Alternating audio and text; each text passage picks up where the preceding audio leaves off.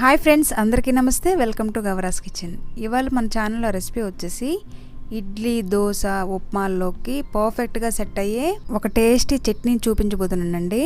మీరు కూడా ఒకసారి ట్రై చేయండి. నచ్చితే ఈ వీడియోకి ఒక లైక్ ఇచ్చి నా ఛానల్ని సబ్స్క్రైబ్ చేసుకోవడం మాత్రం అస్సలు మర్చిపోవద్దండి. మరింక లేట్ చేయకుండా రెసిపీ ఎలా చేయాలో చూసేద్దాం. ఈ రెసిపీని ప్రిపేర్ చేసుకోవడానికి స్టవ్ పైన కడాయి పెట్టుకుని అందులో ఒక టేబుల్ స్పూన్ ఆయిల్ వేసుకొని ఆయిల్ కొంచెం వేడెక్కాక ఇందులో ఒక టీ స్పూన్ ఆవాలు వేసుకోవాలి. ఆవాలు కొంచెం ఇలా చిటపటలాడిన తర్వాత ఇందులో ఒక 4 నుంచి 5 వరకు పచ్చిమిర్చిని వేసుకొని పచ్చిమిర్చి కొంచెం కలర్ మారేంత వరకు వేయించుకోవాలి. ఈ విధంగా కలర్ మారాక ఇందులో 1/2 కప్పు పల్లీలు వేసుకొని ఈ పల్లీలను కూడా ఒక 2 నుంచి 3 నిమిషాల పాటు వేయించుకుంటే సరిపోతుంది. కలర్ ఏంటి చేంజ్ అవ్వాల్సిన అవసరం లేదండి. ఇప్పుడు అదే కప్పుతో 1/2 కప్పు పుట్నాలను వేసుకోవాలి.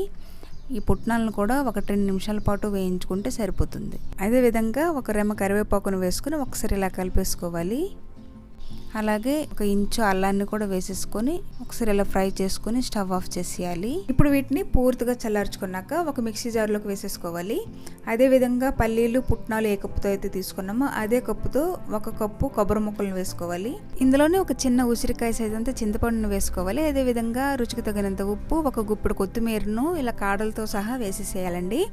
మనం ఏ కప్పుతో అయితే మెజర్మెంట్స్ తీసుకున్నామో అదే కప్పుతో 1 కప్పు వాటర్ వేసుకొని మెత్తగా బ్లెండ్ చేసుకోవాలండి.